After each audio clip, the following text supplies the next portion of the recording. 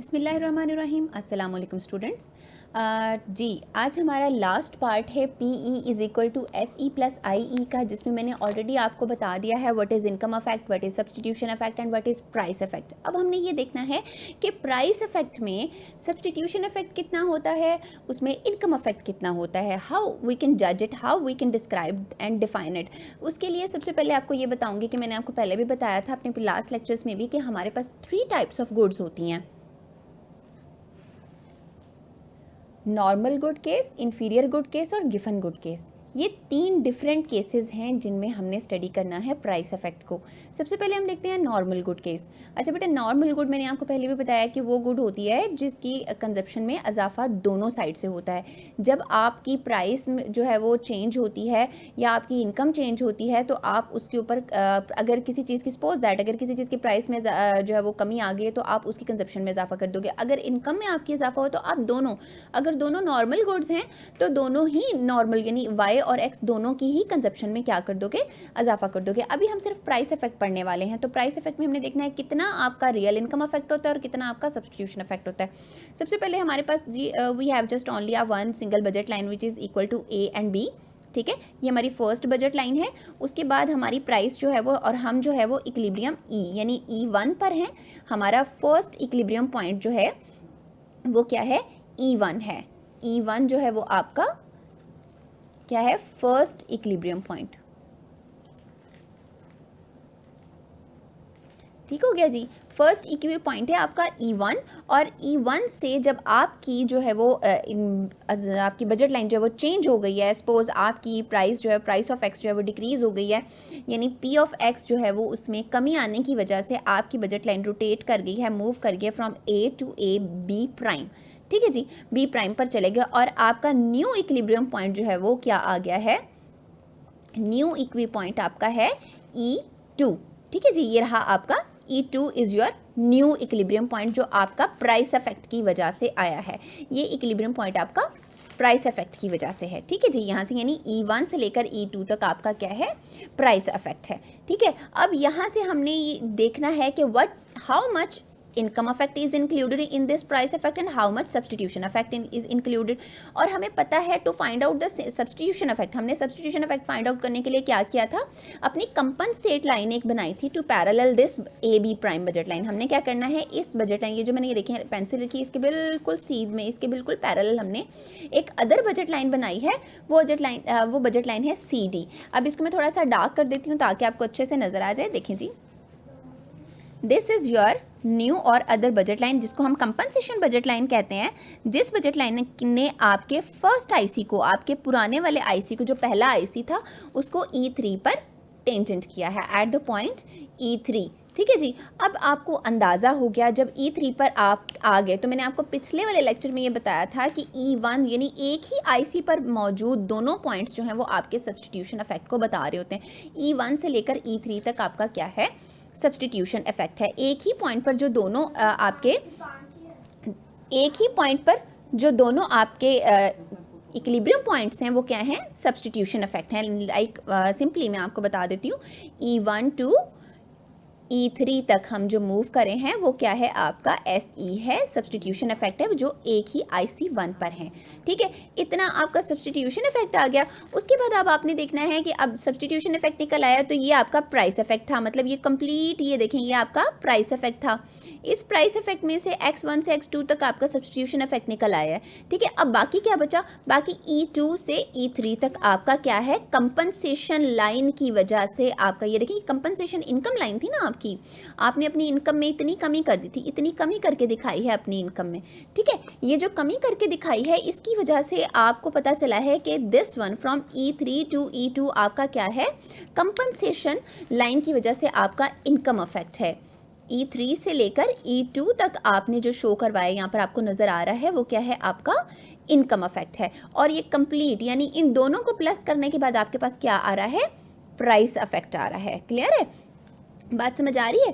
ठीक है जी। अब यहाँ पर आपको ये नज़र आ रहा है कि आपका प्राइस इफेक्ट जो क्या है वो पॉजिटिव है due to the effect income effect. ठीक है जी, आपका ये दोनों इफेक्ट, जो सब्सटीट्यूशन इफेक्ट है वो भी पॉजिटिव चल रहा है, आपका इनकम इफेक्ट भी पॉजिटिव, मीन्स दैट आपके दोनों इफेक्ट्स जो हैं वो यहाँ पर क्या हैं, पॉजिटिव हैं। और प्राइस इफेक्ट आपका आंसर में क्या आ रहा है जी, पॉजिटिव आ रहा है। आपका आंसर जो है यहाँ पर पॉजिटिव है। ठीक है, means always P x purchasing power आपकी जो है वो इंक्रीज कर देता है, और आप यहाँ पर नॉर्मल गुड की सूरत में आपकी एक्स की जो है वो परचेजिंग इंक्रीज हो जाती है।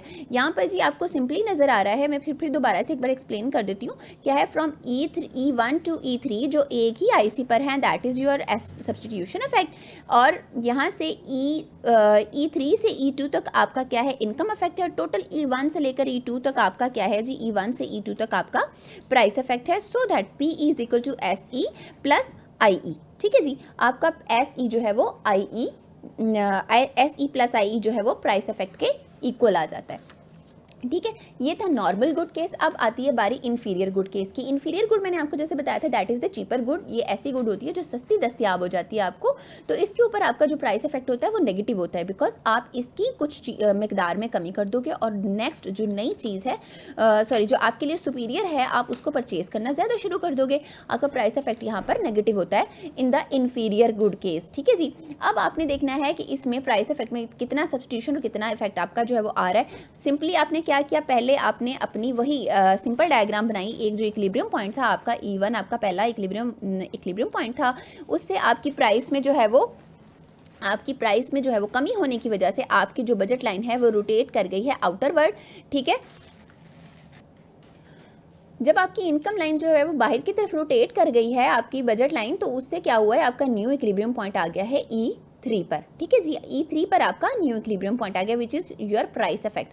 अब आपने देखना है इसमें कितना आपका सब्सटीट्यूशन इफेक्ट है और कितना आपका इनकम इफेक्ट है। अब फिर से बता रही हूँ कि इन्फीरियर गुड है, इन्फीरियर गुड की सूरत में आपका जो इनकम इफेक्ट होता है वो नेगेटिव होता है, प्राइस इफेक्ट भी आपका क्या होता है, नेगेटिव होता है, याद रखिएगा। ठीक है जी, अब इस सिचुएशन में आपने देखना है कि आपका इफेक्ट क्या आ रहा है, किस तरह से आ रहा है। आपने सिंपली यहाँ पर क्या करना है कि अपनी इस बजट लाइन के इक्वली, इस बजट लाइन के पैरेलल एक कंपनसेशन बजट लाइन बनानी है, जिसको मैं थोड़ा डार्क कर देती हूँ ताकि आपको अच्छे से नज़र आ जाए। ये देखें जी, ये मैंने एक डॉटेड बजट लाइन बनाई है जो कि आपकी AB प्राइम के पैरेलल बजट लाइन है, और जिसने आपके IC1 को एट द पॉइंट E2 जो है वो टेंजेंट किया है। ठीक है जी, E2 पॉइंट पर इस बजट लाइन ने आपको टेंजेंट किया है। और जैसे कि मैंने आपको पहले बताया कि एक ही आईसी के ऊपर जो डिफरेंट इक्विलिब्रियम पॉइंट्स आपको हैं वो सेम लेवल ऑफ सेटिस्फेक्शन दे रहे हैं, बट वो आपको सब्सटीट्यूशन इफेक्ट बता रहे हैं, क्योंकि मार्जिनल रेट ऑफ सब्सटीट्यूशन की वजह से, यानी आपका डेल्टा वाई जो है वो बता रहे हैं कि कितना आपने वाई में चेंज किया है to get an additional unit of X. तो एक ही आईसी पर मौजूद डिफरेंट इक्विलिब्रियम पॉइंट्स आपके सब्सटीट्यूशन इफेक्ट को बता रहे हैं। और यहाँ पर आपका सब्सटीट्यूशन इफेक्ट देखें कितना लॉन्ग, कितना हायर है, सब्सटीट्यूशन इफेक्ट जो है वो कितना ज़्यादा है कि आप अगर इन्फीरियर कमोडिटी आप छोड़ना चाहो to get an additional unit of X, तो आप कितनी ज़्यादा कमोडिटी को जो है फॉरगो कर दोगे to get some additional unit of X. ठीक है जी, और फ्रॉम E टू E3 आपका जो है वो क्या है, इनकम इफेक्ट है। जैसे मैंने आपको बताया कि दो डिफरेंट ये आपकी इनकम लाइन्स हैं। एक इनकम लाइन आपकी प्राइस इफेक्ट की वजह से आई है, फिर उस प्राइस इफेक्ट को कंपनसेट करने के लिए आपने दूसरी इनकम लाइन बनाई है। तो इन दोनों इनकम लाइंस के बीच में जो अलग अलग आईसीज के ऊपर न्यू आपके इक्विलिब्रियम पॉइंट्स आते हैं E3 और E2, इन दोनों के बीच में जो डिफरेंस आ रहा है, या इन दोनों के बीच में ये जो गैप है, that is called from E3 to E2, that is called your income effect. ये आपका इनकम इफेक्ट है। ठीक है जी, ये था आपका इनकम प्राइस इफेक्ट, जो कि आपके सब्सटीट्यूशन इफेक्ट और इनकम इफेक्ट से बनता है in case of inferior good. अब हम देखते हैं अपना नेक्स्ट जो है वो Giffen good case. Giffen good case में बेटा आप लोग देखेंगे कि आपके पास जो है वो डिफरेंट टाइप ऑफ गुड्स हैं, जिसमें एक आती है गिफन गुड। गिफन गुड जो है वो प्रोफेसर रॉबर्ट गिफन ने इंट्रोड्यूस करवाई थी 1837 से 1910 तक। ठीक है जी, इन्होंने ये गुड्स जो है वो इंट्रोड्यूस करवाई हैं। ये ऐसी गुड्स होती हैं जिनका आपके घर खर्च में बहुत मामूली हिस्सा होता है, या जो चीप होती हैं, जो सस्ती होती हैं, तो इनके ऊपर जो है वो आपका इन प्राइस इफेक्ट जो है वो बहुत नेगेटिव आता है। नेगेटिव आने की सिचुएशन ये है कि जैसे ही प्राइस में कमी होती है तो हम क्या करेंगे कि सस्ती होने की वजह से इनकी परचेजिंग को बहुत ज़्यादा बढ़ा देंगे कि बहुत चीप है, हमारी प्राइस में जो है वो कमी हुई, इनकी परचेजिंग में जो है क्या है, सॉरी परचेजिंग में बहुत कमी कर देंगे, बिकॉज ये चीप होती हैं। हम सोचते हैं कि हमने और वैसे भी इनका घर खर्च में बहुत मामूली हिस्सा होता है, इसलिए आप इनकी कंजप्शन को, इनके ऊपर होने वाली कंजप्शन को इतना ज़्यादा इंक्रीज नहीं करते हो जितना कि आप दूसरी गुड्स के ऊपर कंजप्शन को इंक्रीज कर देते हो। ठीक है जी, देखिए जी, सबसे पहले आप सिंपली देखेंगे कि आपके पास first of all A B आपकी बजट लाइन है, ठीक है। आपकी बजट लाइन जो है वो जब आपकी प्राइस ऑफ एक्स जो है वो प्राइस ऑफ एक्स क्या हुई है, डिक्रीज हुई है। डिक्रीज होने के साथ ही आपकी बजट लाइन रोटेट करके फ्रॉम आउटर वर्ड रोटेट कर गया और ए बी प्राइम हो गया। अब आपने कंपनसेशन बजट लाइन बनाई है। कंपनसेशन बजट लाइन आपने कैसे बनाई है, बिल्कुल parallel to this one budget line. आपने ए बी प्राइम के पैरेलल एक बजट लाइन बनाई है, ये आपकी न्यू बजट लाइन है, ठीक है। ये आपकी कंपनसेशन बजट लाइन है जिसने आपके first equilibrium point first IC curve को यानी IC1 को E3 पर टेंजेंट कर दिया, ठीक है। E3 पर टेंजेंट किया है तो अब आपके पास सब्स्टिट्यूशन इफेक्ट आ गया, ठीक है। फर्स्ट ऑफ ऑल जो आपकी न्यू बजट लाइन आई थी उसके ऊपर आपका जो न्यू इक्विलिब्रियम पॉइंट था वो E2 था, ठीक है। यानी आपका E1 से लेकर E2 तक योर प्राइस इफेक्ट, ठीक है। अब E1 से E2 तक प्राइस इफेक्ट है। सब्स्टिट्यूशन इफेक्ट हमें पता है एक ही आईसी पर मौजूद दोनों नकात के बीच में दोनों पॉइंट्स के बीच में सेंटर में जो गैप होता है इसे हम सब्स्टिट्यूशन इफेक्ट कहते हैं। तो from here to here that is called your substitution effect, यानी E1 से E3 तक का गैप जो है वो आपका सब्स्टिट्यूशन इफेक्ट है। और E2 से E3 तक यानी from here to here this one is your इतना बड़ा आपका क्या है, इनकम इफेक्ट है। ये आपका इनकम इफेक्ट है फ्रॉम हेयर टू हेयर और आपका इनकम इफेक्ट इसके ऊपर नेगेटिव हो रहा है। तो आप देखेंगे जब आप प्राइस इफेक्ट भी आपका क्या होगा, नेगेटिव होगा, ठीक है। आप दोनों ही नेगेटिव पॉइंट्स को जब आप कंबाइन करोगे तो आपका आंसर जो है वो नेगेटिव ही आएगा, ठीक है। एक बात याद रखिएगा, मैं फिर से आपको एक बात जो है वो बता रही हूँ किस तरह से इसको माइंड में रखिएगा कि जब आपका नॉर्मल गुड केस होता है, नॉर्मल गुड केस में आपने इसको कि किस तरह से आपकी डायग्राम सही है या नहीं, आप इसको किस तरह से देख सकते हो। आपका जो प्राइस इफेक्ट है ना, प्राइस इफेक्ट के लिए आपका इक्विलिब्रियम पॉइंट जो है वो आपके तकरीबन E3 के बिल्कुल सामने आता है, ठीक है। E3 के बिल्कुल सामने फ्रंट पे आ रहा होगा, यानी एक्स एक्सिस के करीब करीब कहीं इसके सामने आ रहा होगा नॉर्मल गुड केस की सूरत में, ठीक है जी। और इन्फीरियर गुड केस की सूरत में आपका जो E2 होगा यानी आपका प्राइस इफेक्ट वाला जो कर्व होगा वो इसके E2 और E3 के बिल्कुल सेंटर में आ रहा होगा, यानी ये जो कर्व, ये जो लाइन है ना बिल्कुल इसके सेंटर में बन रही होगी E3 की। तो ये आपका क्या होगा, इन्फीरियर गुड केस होगा। और सिंपली आपका थर्ड वन जो है वो क्या है, थर्ड वन केस में आपका ये जो है वो आपका सेकेंड इक्विलिब्रियम या प्राइस इफेक्ट का जो इक्विलिब्रियम है वो वाई एक्सिस के करीब करीब होगा, यानी आपके E3 E2 से बिल्कुल परे बिल्कुल साइड पे नेगेटिवली इफेक्ट होगा, इनके पीछे लाइन बन रही होगी। This is your given good case. अब मैं आपको बेटा एक पेज के ऊपर ये बताऊंगी कि आपने अगर ये डायग्राम करेक्टली बनानी है तो किस तरह से बनानी है, आपको अंदाज़ा हो जाएगा कि करेक्टली आपने इस डायग्राम को किस तरह से बनाना है। मैं जस्ट आपको ये बताऊँगी कि आपने इस डायग्राम को ड्रॉ कैसे करना है, ठीक है। ड्रॉ करने का तरीका बताऊँगी ताकि आपको आसानी से ये डायग्राम ड्रॉ करनी आ जाए। बेटा जी आपने करना क्या है, फर्स्ट ऑफ ऑल आपने क्या करना है कि आपने एक्स एक्सिस और वाई एक्सिस लेने हैं, ठीक है। सबसे पहले तो आपके पास ये होना चाहिए दिस वन इज, ठीक है। एक्स एक्सिस और वाई एक्सिस ले लिया, ठीक है। अब आपने क्या किया है, सबसे पहले आपने फर्स्ट बजट लाइन अपनी ली है like this. I think there is the sum minor mistake जी। ये आपकी फर्स्ट बजट लाइन है, इसको आप जो भी नाम देना चाहते हो एज यू लाइक आप दे लो। उसके बाद आपने अपनी सेकंड बजट लाइन बना लेनी है, ठीक है। ये आपकी सेकंड बजट लाइन जो प्राइस में कमी, हमने अगर प्राइस ऑफ एक्स में कमी की है तो हमने एक बजट लाइन बना लेनी है जो कि आपकी रोटेट कर रही है किस तरफ, बाहर की तरफ रोटेट करी और उसको एक अलग नाम दे लिया बी प्राइम। अब हमने क्या करना है, अब हमने सिंपली अपनी डायग्राम को करेक्ट करने के लिए पहले इक्विलिब्रियम पॉइंट नहीं बनाना, आपने पहले क्या करना है, इसके पैरेलल बिल्कुल आपने इसके बिल्कुल पैरेलल एक अदर बजट लाइन बना लेनी है, ठीक है।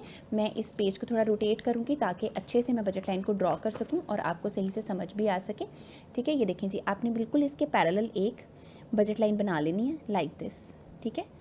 If you want to darker it, आप इसको डार्कर कर सकते हो with the help of other one colour, आप दूसरा कलर यूज़ कर सकते हो फॉर दिस बजट लाइन, ठीक है। ये देखें आपने एक अलग बजट लाइन बना लिया, ठीक है जी। अब सबसे पहले आपने क्या करना है, IC1 बनाना है।